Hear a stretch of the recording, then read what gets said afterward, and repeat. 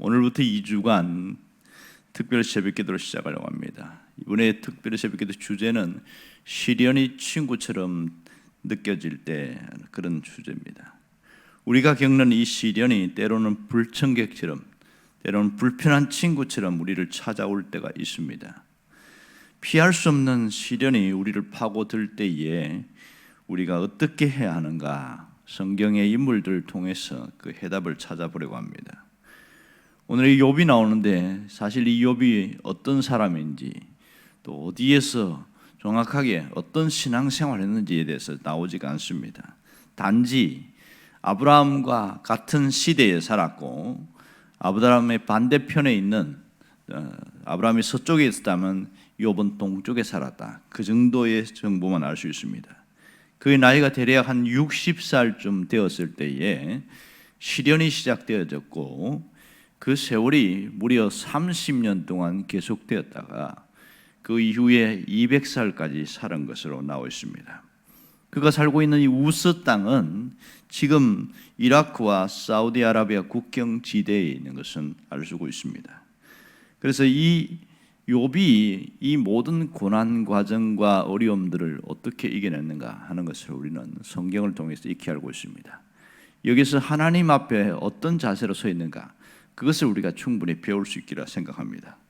그런데 오늘 본문에 보면 상당히 충격적인 부분이 나오고 있습니다. 그것은 욥이 자기의 생일을 저주하고 있다는 사실입니다. 1절에 보면 그 후에 욥이 입을 열어 자기의 생일을 저주하니라. 그리고 3절부터 9절까지 이어지는 얘기 보면 끊임없이 자신이 태어난 것 자체를 후회하고 있고, 차라리 나를 이렇게 모태에서 배지 않았더라면 내가 이런 고통을 당할 필요가 있었겠느냐 하는 그런 사람입니다. 어찌 보면 이 욥이 어떤 동정의 측면에 보면 그럴 수 있겠다 하지만, 1장에서 보면 하나님이 욥의 신앙에 대해서 인정을 한 사람이잖아요. 사탄이 왔을 때 하나님이 뭐라고 그랬냐면, 이 사람처럼 온전하고 정직해서 하나님 앞에서 악을 떠난 자가 어찌 있느냐, 이렇게 하나님께 인정을 받은 자가 그의 입에서 나오는 말이 자신의 생일을 저주한다. 이게 납득이 가지 않습니다.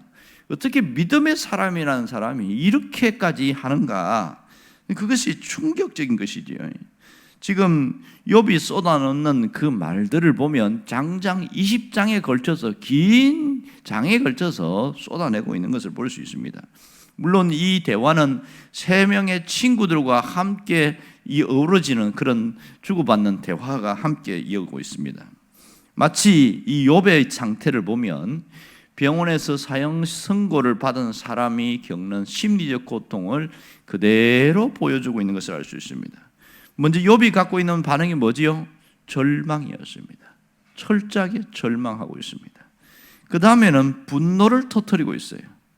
그러다가 아무도 없고 결국 나 혼자밖에 없구나, 그러면서 깊은 우울증에 빠지게 되어지고 영적 침체에 빠집니다. 그러면서 외마디 비명과 같은 고통을 호소하고, 이런 과정이 계속 반복되어 있는 것이 욥기의 전체의 모습입니다. 그가 얼마나 절망을 했느냐 하면, 하나님 앞에 부러지는데 도와달라는 것이 아니라 자기의 걷잡을 수 없는 현실에 체념하면서 분노에서 나오는 절망이었습니다. 철저하게 절망을 하고 있는데, 얼마나 그가 이 현실이 충격이 컸는지, 자식이 잃어버렸죠. 재산 날아갔죠. 자기 몸은 병들어서 완전히 망가졌죠. 그리고 나서 입을 여는데 8일 걸렸습니다. 8일 동안은 실어증 걸린 사람처럼 아무 말도 하지 않고 있다가 드디어 입을 열고 있는데, 첫 마디가 뭐냐면 자신의 생일을 저주하고 있는 것이죠. 내가 안 태어났더라면 이런 고통과 이런 아픔을 겪을 필요가 없었지 않겠는가, 그 얘기를 하고 있는 거예요. 이제는 살고 싶지 않다, 죽고 싶다는 게 그의 심정이고 그의 마음입니다. 그래서 그 절망이 얼마나 컸는지 자신의 존재 자체를 저주하기 시작하는 거예요. 이게 얼마나 큰 충격인지 모릅니다. 11절부터 보면 어찌하여 계속 그렇게 나옵니다. 깊은 절망의 수렁에 빠져 있는 그의 모습이 정말 안타깝기만 합니다. 그럼 왜 이렇게 깊은 절망에 빠질 수밖에 없었을까요? 그것은 자신이 겪는 이 고통, 왜 내가 이 고난을 당해야 하는지 그 이유를 모르기 때문이고, 또 하나는 고통의 크기가 너무 크기 때문에 이걸 견딜 수가 없더라. 그래서 이 깊은 영적 침체에 빠져 있는 것을 볼 수 있습니다. 욥은 하나님이 계시지 않는 것처럼 느껴졌고, 불안과 공포에 또한 자신의 아무것도 할 수 없는 무력감에 빠져 있습니다. 이 불안과 공포의 감정이 합병증처럼 일어나서 깊은 영적 침체에 빠져 있습니다. 마음이 완전히 나락으로 떨어져서 기도할 의욕조차 없는 그런 상태됐고, 또 기도를 해봐야 아무 소용없다는 그런 의식이 그를 잡고 있었습니다. 자기처럼 불행하고 불쌍하고 이렇게 무가치한 사람, 살 의미나 희망조차 없는 그런 내가 왜 살아야 되느냐, 그것이 그가 갖고 있는 고통이었습니다. 자신을 끊임없이 자학하면서 눈을 뜨면 아기도 살아있고 또 하루 종일 고통하는 거죠. 욥이 어디에서 절망한 줄 아십니까? 죄 가운데서 그 자기 기와장으로 자기 몸을 끌고 있었다. 당시에 그 죄는 집단적으로 모아놓는 그런 죄 더미 속에 있습니다. 거기에서 인간 같지 않는 그런 취급받으면서 그런 모습이 참 나옵니다. 여러분, 사람이 깊은 절망 가운데 있으면 일단은 가장 큰 게 뭐냐면 밤이 무섭대요. 왜냐하면 불면증으로 시달리는데 계속 고통이 되고, 그 다음에 두 번째는 식욕이 떨어지고요, 뭘 먹어도 소화가 안 된다는 겁니다. 소화불량이 들고 온 몸이 그냥. 근데 욥은 정말 육체적 고통도 이루 말할 수가 없었거든요. 저러다가 죽는 거 아닌가? 근데 눈을 뜨면 살아있어요. 희한하죠. 그렇게 심각한 절망 속에 있는 그 모습을 봅니다. 매일매일 절제되지 않는 눈물이 그를 자기에게 오고, 한꺼번에 죽은 그 자식들에 대한 그리움과 그 아픔을 이루 말할 수가 없는 것이죠.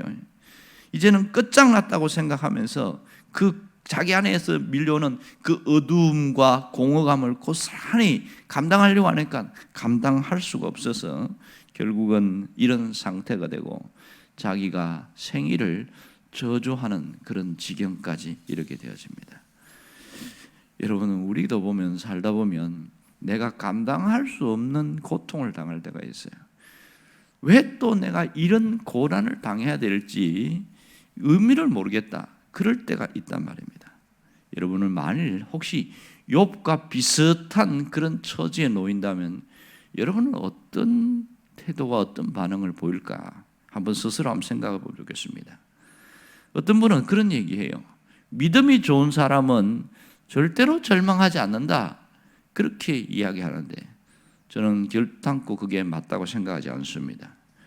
단지 절망의 시간이 길고 짧고의 차이가 있는 것이지, 사람이 끔찍한 일을 당하면 그 감정이 복받쳐 오르는 것은 지극히 정상적이라고 생각합니다.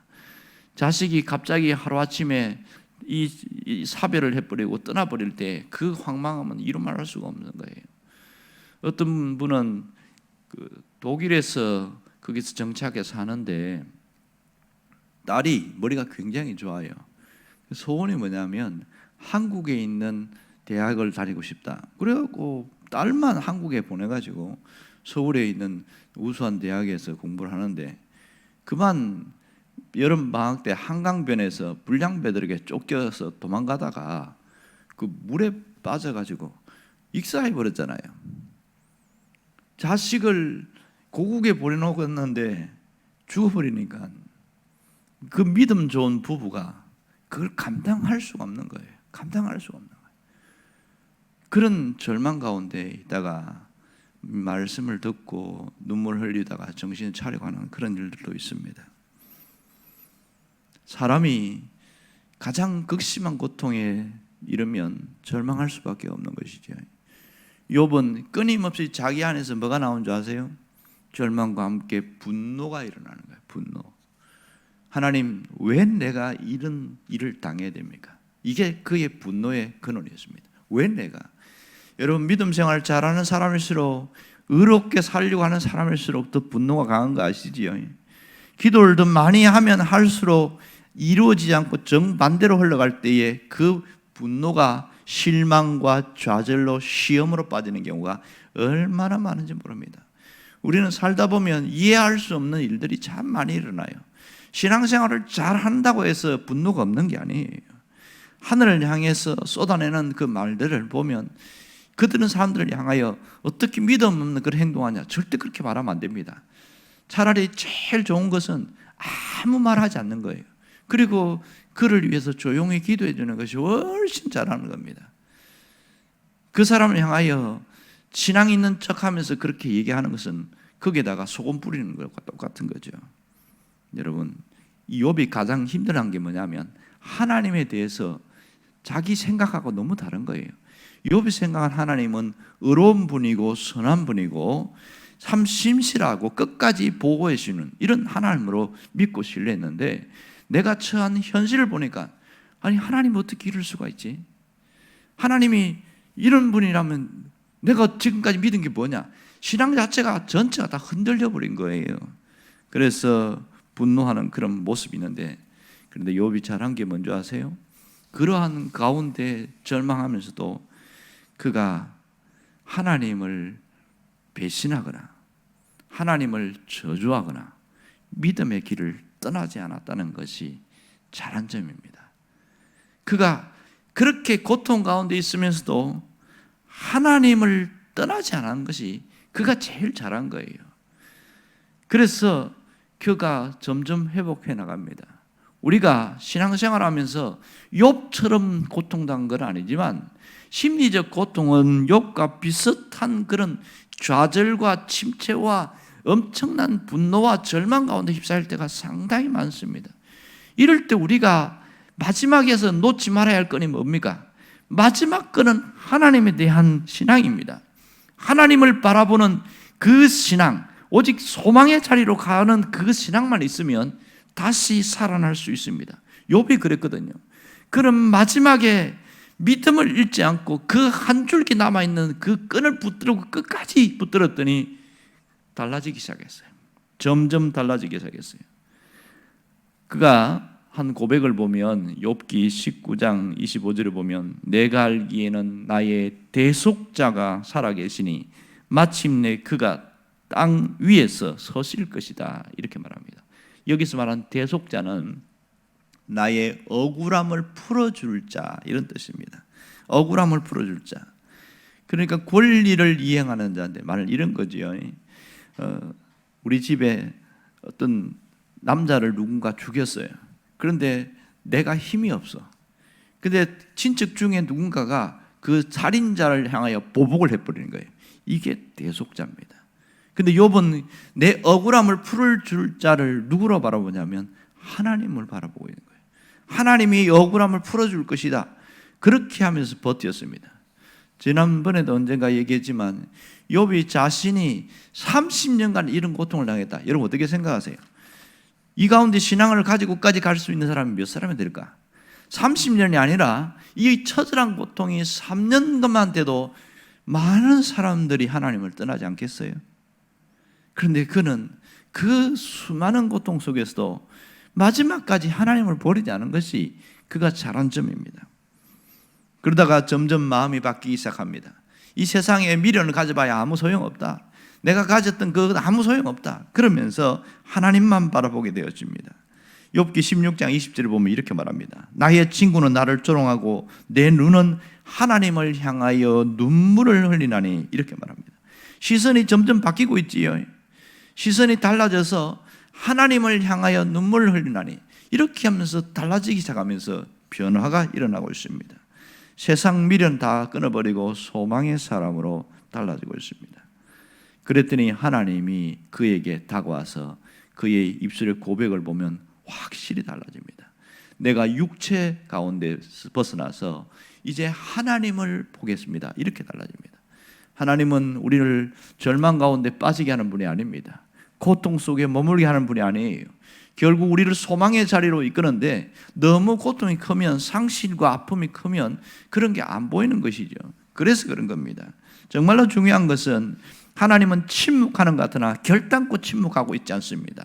하나님은 나를 버린 것 같으나 결단코 버리지 않았습니다. 나를 외면한 것처럼 느껴지지만 그럼에도 불구하고 하나님은 가장 가까이 있다는 사실을 잊지 않기를 원합니다. 단지 내가 느끼지 못할 뿐이지요. 여러분, 믿음의 자리에서 머물러 있는 그 자체가 굉장히 소중한 것이고, 또한 절망 가운데서도 하나님을 버리지 않은 것은 가장 잘한 일이라고 할 수 있습니다. 캄캄한 가운데서도 하나님을 바라보았다면 그 사람은 반드시 소망이 있습니다. 그랬을 때에 우리가 가져야 될 신앙의 태도가 뭐냐? 그것은 이 어려움과 힘듦을 견디고 이기려는 마음입니다. 견디고 이기는 걸 뭐라고 그러냐면 순금 같은 믿음을 가졌다, 이렇게 표현합니다. 욥기 23장 10절에 유명한 말을 하잖아요. 그러나 내가 가는 길을 그가 아시나니 그가 나를 단련하신 후에는 내가 순금같이 되어 나오리라, 이렇게 말합니다. 이게 말처럼 쉬운 게 아니잖아요. 그냥 견디기만 한 거지요.